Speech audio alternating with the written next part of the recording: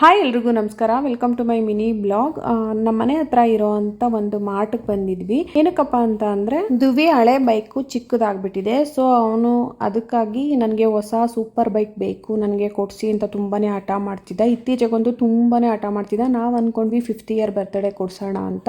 ಹಾಗೆ 1-2-3 ಶಾಪ್ ನೋಡಿದ್ವಿ.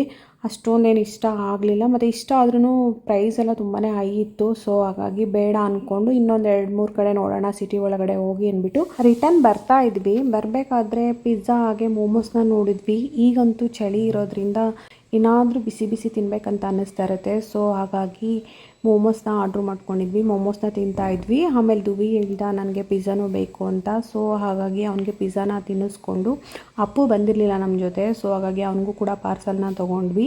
ಆ್ಯಕ್ಚುಲಿ ಹೇಳ್ಬೇಕಂದ್ರೆ ಮಕ್ಕಳು ಬೈಕ್ ಬಗ್ಗೆ ಅಷ್ಟೆಲ್ಲ ನಮಗೆ ಗೊತ್ತಿಲ್ಲ.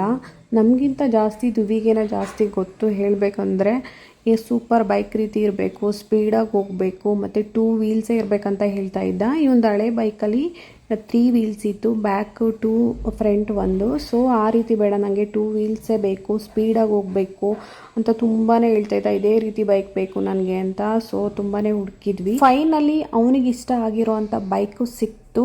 ಎಲ್ಲಿ ಪರ್ಚೇಸ್ ಮಾಡಿದ್ವಿ, ಆಫರ್ಡಬಲ್ ಇತ್ತಾ ಇಲ್ಲ ಅನ್ನೋದನ್ನ ನೆಕ್ಸ್ಟ್ ಬರೋವಂಥ ಬ್ಲಾಗ್ಸಲ್ಲಿ ನಾನು ಅಪ್ಲೋಡ್ ಮಾಡ್ತೀನಿ. ಈ ಒಂದು ಬ್ಲಾಗ್ ಇದಾಗಿದೆ. ಈ ಒಂದು ಬ್ಲಾಗ್ ಇಷ್ಟ ಆಗಿದೆ ಅಂತ ಅಂದ್ಕೊಂಡಿದ್ದೀನಿ. Thank you.